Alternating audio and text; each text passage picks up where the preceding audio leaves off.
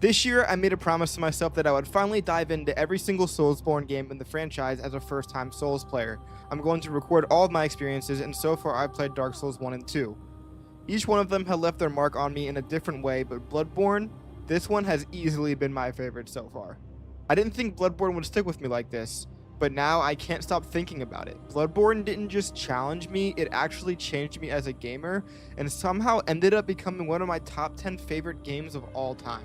What you're about to see is my first ever playthrough of Bloodborne, and I hope you guys enjoy, and thank you so much for the support lately on these FromSoft videos. We started with the character creator where I made my character and picked my starting class as professional. Then we load into the first cutscene of the game where I lie awake on a table and see this weird werewolf thing coming out of blood in the ground. Miyazaki really cooked with the art design, it's one of the best parts of this game in my opinion. I then get eaten alive by these baby looking things and go into the first area of the game. I see this werewolf, try to fight him, and then run away because I can't fight him.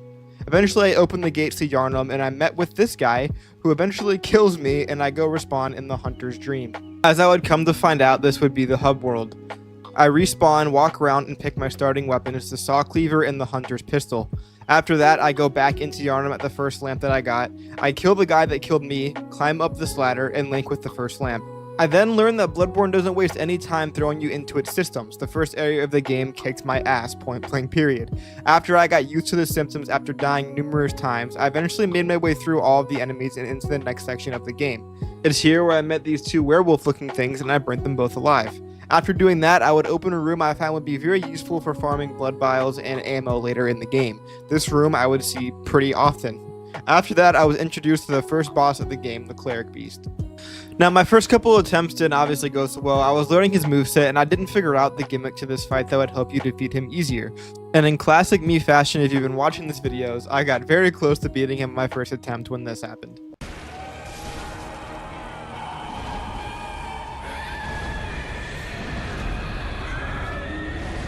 After dying, I went back to the Hunter's Dream where I found out that I could upgrade for the first time, so then I went back for my next couple of attempts and... Eventually though, I did figure out that if you shoot his head enough times, he will come down to a position where you can get a visceral attack on him that does a lot of damage. After figuring this out, I pulled it off a couple more times, and only after a few attempts, I eventually ended up defeating the boss.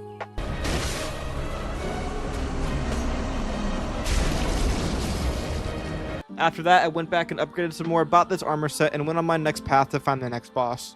Exploring Bloodborne's world is one of my favorite parts of this game. I love the art style, and I think Miyazaki cooked and this is his best one. Parrying is a very fun mechanic and became very satisfying to pull off.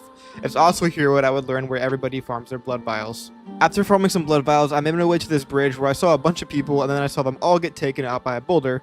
And then I would meet the boss that I've heard so much about in the Souls community and said that a lot of people got stuck on him the first time playing this game. I was nervous going into this fight because of all the stories I've heard about him. And that would be none other than Father Gascoigne.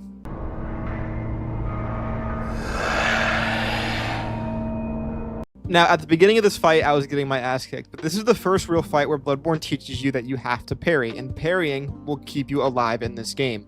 Not only does it get your rally system back faster when you get your health, but you also do a lot of damage through visceral attacks. I was starting to feel very confident on my first attempt, and I was flying through this boss like no problem. I didn't see all the hype with this boss until this happened and his second phase scared the shit out of me. In classic me fashion, yet again, I died when the boss had this little health left on my first attempt.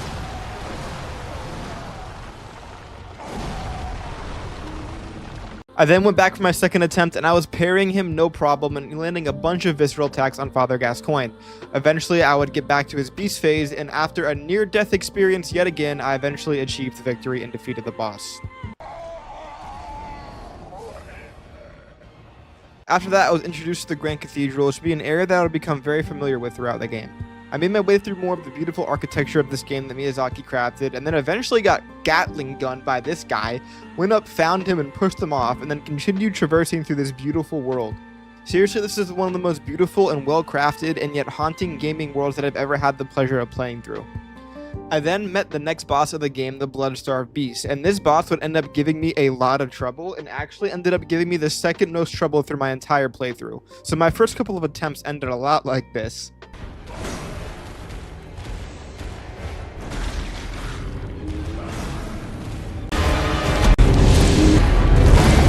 eventually figured out that you could use the pungent beast cocktail to throw and he will go after it and completely ignore you, which is took me a long time to figure out, embarrassingly. After figuring that out, I was able to get some parries in and eventually defeated the boss no problem.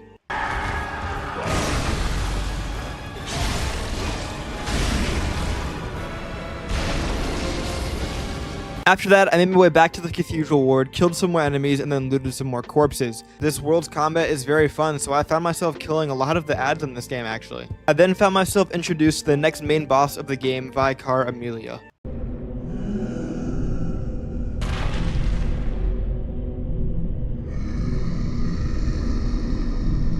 On my first attempt, I felt like I was really struggling to get any type of effective damage in, so my first run didn't end too well. Eventually, though, on my second attempt, I was able to get some really effective damage in. I learned his dodge timings and eventually went in for the killing blow and finished the boss on my second attempt.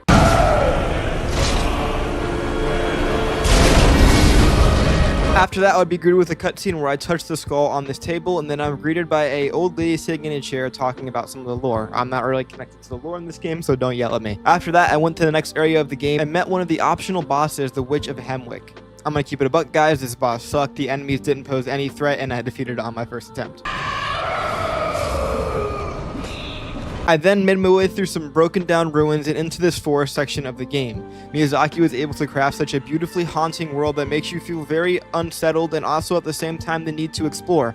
I found myself exploring in this game more than any other Souls game before it, and that's something that I really liked about it. While exploring, I ended up getting killed by this guy with a bag, but instead of waking up at a lamp, I woke up in a prison. And this was very unexpected and one of the coolest things that happened to me in this game. I explored the jail a little bit and eventually made it to the optional boss in this section and decided he was too hard for right now, so decided to leave and come back to him at a later time. After that, I would make my way back to the forest until I eventually ended up at the next boss, which is my favorite thing in all of the Souls games, a gank fight. Now, the enemies themselves in this one weren't actually too bad to fight. Their movesets are pretty predictable and really easy to get the hang of. It's when they get grouped up all together and jump you when it gets pretty difficult, and my first couple of attempts ended like this. Now, Bloodborne didn't really have a lot of bad runbacks, but boys, this one was bad. This was the worst runback in the game. All to get back and to have this happen. After dying 2 more times, I made my way back to them and eventually started to get the hang of the fight. I ran away when they got close together and made sure I separate them, got my parries off, and ended up getting a lot of visceral attacks in. Ended up killing the first one and then killing the second one, and then I just had the last one left, which was pretty easy to deal with, and I finished off the boss fight in no time.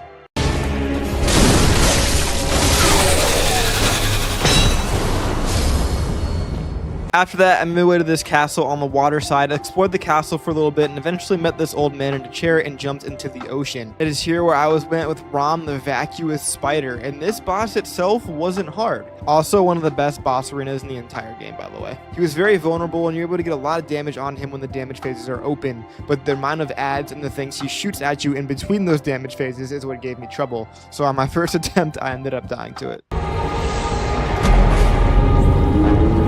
Luckily though, after coming back and killing the ads and taking my damage opportunities when they were open, and then chasing this giant ass spider across the arena, I eventually was able to defeat him on my second try. I'm then met with one of the most beautiful cutscenes in the entire FromSoft saga. I mean, look at this. The art style in this game is part of the reason I love it so much. I don't think I've played anything like this before. It's truly, truly beautiful. After seeing the sun so close to my face, I woke up in a cavern, fought through some more enemies, and was greeted with this another beautiful landscape that Miyazaki crafted. I mean, this is probably one of my favorite skyscapes in the entire FromSoft saga. Maybe in gaming in general. Like, this skyscape is just beautiful. After that, I fought my way through this bridge of 1 billion enemies, got shot by an alien laser, made it past the alien laser, and went back to that prison that we were in before. I had my rematch with the Dark Beast, and it wasn't as bad this time. I ended up getting a lot more damage in, and I was a little bit more upgraded at this point, and ended up defeating him on my first try. After that, I made my way through this cathedral, fought these weird-looking amalgamation things, and made my way to the next cutscene of the game where I'd be introduced to the next main boss.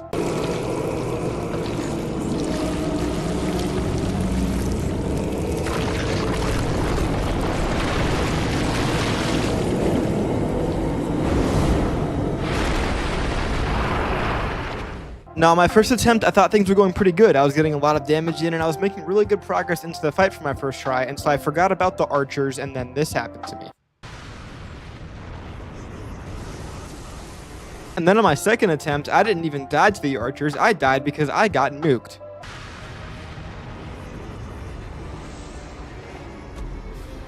Even with the shortcut, guys, this run back was probably the second worst run back of the entire game. It was just very, very tedious to get through this part. And when you got back, I ended up dying again. Eventually, though, I did take out the archers, made my way to his legs, dodged his little poison attacks, knocked him down, and did some damage to his head. After a couple rounds of this, I eventually was able to defeat the one reborn.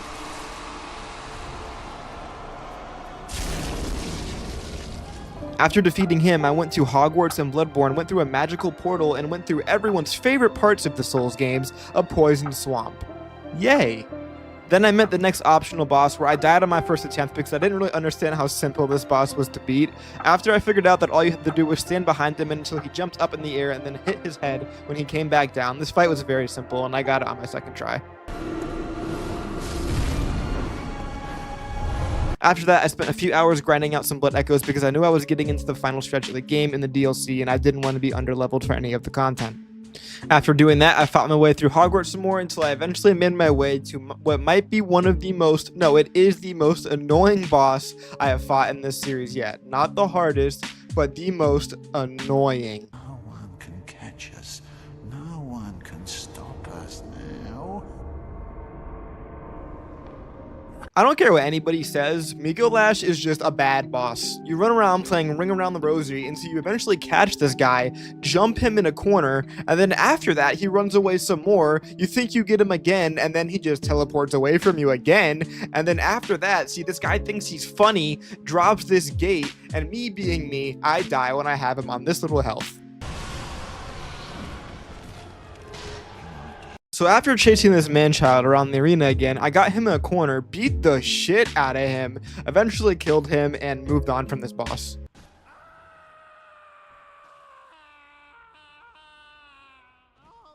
After that, I went my way through the rest of this castle, went up this elevator, and I was met with what would be the second to last boss in the entire game, and one of my favorite bosses aesthetically in the entire game so far.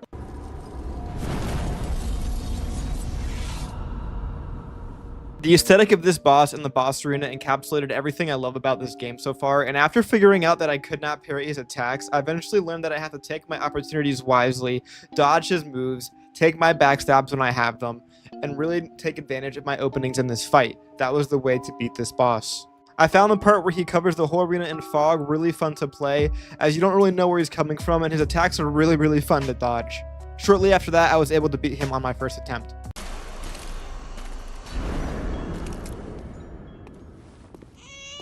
I eventually made my way back to the Hunter's Dream where I saw that the church was on fire, and I know that this signifies that I'm near the end of the game and the last boss is ready for me. Before I did that, I wanted to enter the DLC and do all the optional bosses that I did not do yet. So that's exactly what I went to do. I went and got grabbed by this giant looking thing hanging off the side and entered the DLC.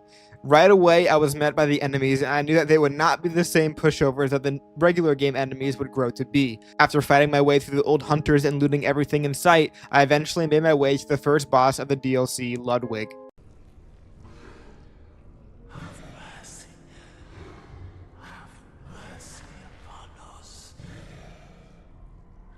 Now, one of my favorite parts of the Souls series is getting better at the game. I started at these games and I was very bad. I had to use summons to beat Elden Ring. I'm going to go back to Elden Ring and try and beat that game with no summons after I beat all of the other ones, so stay tuned for that. But in the meantime, seeing how much better I've gotten and improved over time is one of my favorite parts of these games. And I've heard so much about how the DLC bosses in Bloodborne are very hard. So I was very eager to test my skills and see how much better I've gotten at these games. With that being said, I was having a lot of trouble dodging Ludwig's attacks. He was proving to be very challenging early on for me, but I noticed I was able to get a lot of damage opportunities in early and have a lot of good damage early in the fight. And to my surprise, and I'm sure to your guys' surprise too, on my first attempt, I ended up getting him to his second phase on the first try. And not only did I get him to his second phase on my first try, but after a really fun set of moves in the second phase that are really fun to dodge, I actually ended up defeating him on my first attempt.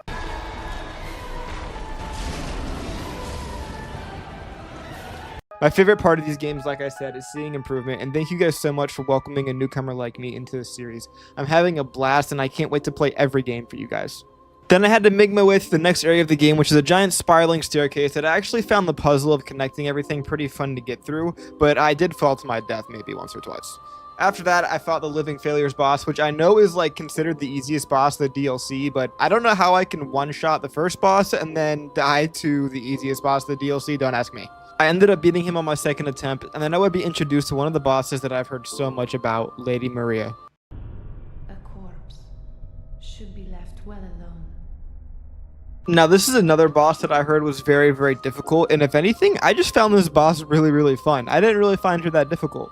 It was really fun to parry her, and getting her timings down was a lot of fun to master, and this fight felt like a dance of swords going back and forth. She did eventually get her hits on me, I'm not gonna lie. I got very close a couple of times, but I got the hang of this fight pretty fast, I'm not gonna lie, and after a few near-death experiences, I got her out of there on my first try.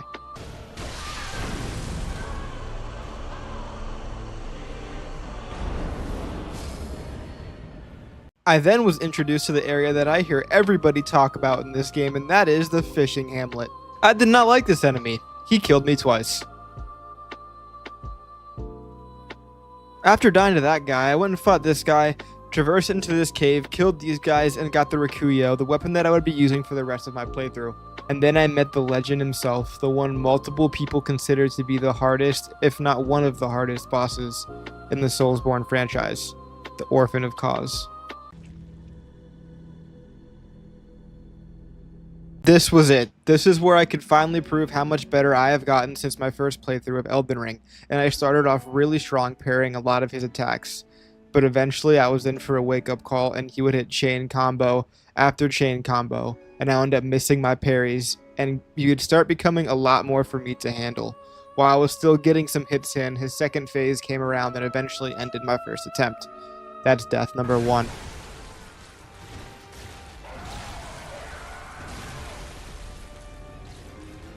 I was feeling pretty confident after attempt number 1, but I started failing my parries. Even though I was getting some good attacks in, and I got him closer than the first time, I still ended up failing on my second attempt.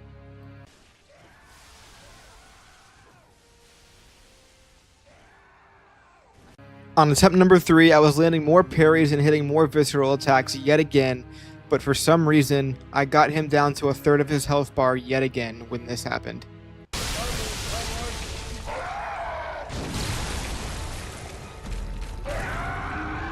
Going into attempt number 4, I wasn't feeling terrible about myself because I was doing pretty good damage and getting him down to about a quarter every single attempt. But then attempts number 4, 5, and 6 ended in death.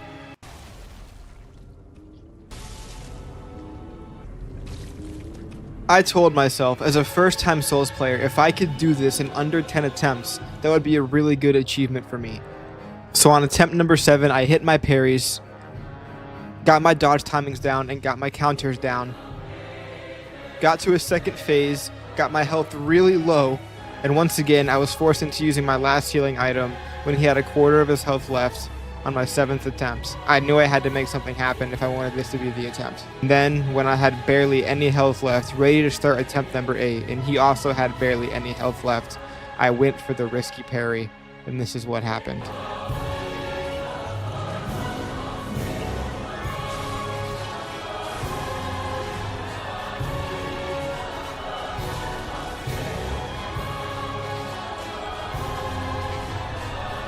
So I beat Orphan of Cause under 10 attempts on my 7th attempt, and I was very, very proud of myself.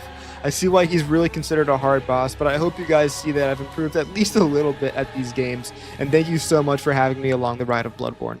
After that, I went to finish off Lawrence, and after dying to him on my first attempt, I eventually beat him on my second attempt, and not only did I finish off Lawrence, but I also went and finished off all the other optional bosses that I did not beat yet before taking on the final boss. So then I set off to face the final boss of the game, who would be a very, very familiar foe.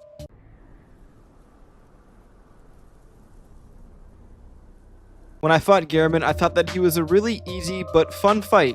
After spending countless hours in Bloodborne's world and learning its parrying mechanics, this was the fight that paid all of your hard work off, and if you parried him with good timings, you were rewarded greatly with a very easy fight. After the end of the game and defeating him, I was greeted with this cutscene.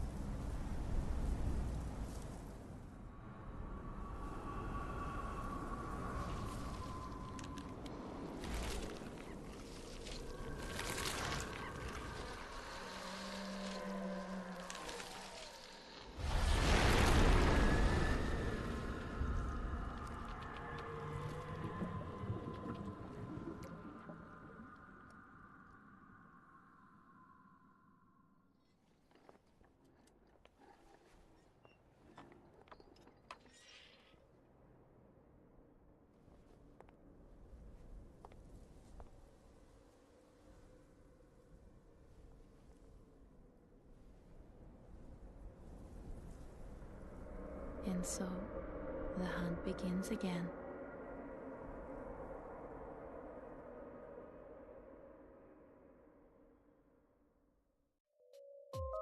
Out of all the FromSoft games so far, Bloodborne is the one that has stuck with me the most. I've enjoyed my experience in every single game so far, but for me, they've always teetered on being a 10, always either being an 8 or a 9 or a 7 in the case of Dark Souls 2. But after playing this game and after beating Bloodborne to the fullest, I can safely say this is the first 10 of the franchise for me. Not only was the world building and the overall aesthetic of the game my favorite in the franchise, but one of my favorite in the history of gaming as a whole. The combat was a lot more fast-paced and a lot more my style, and the parrying system was very addictive and fun to master. Overall, I think Bloodborne is one of my favorite games that I've covered on this channel, and thank you guys for being here to witness my first experience playing the game. I'll see you guys on Dark Souls 3.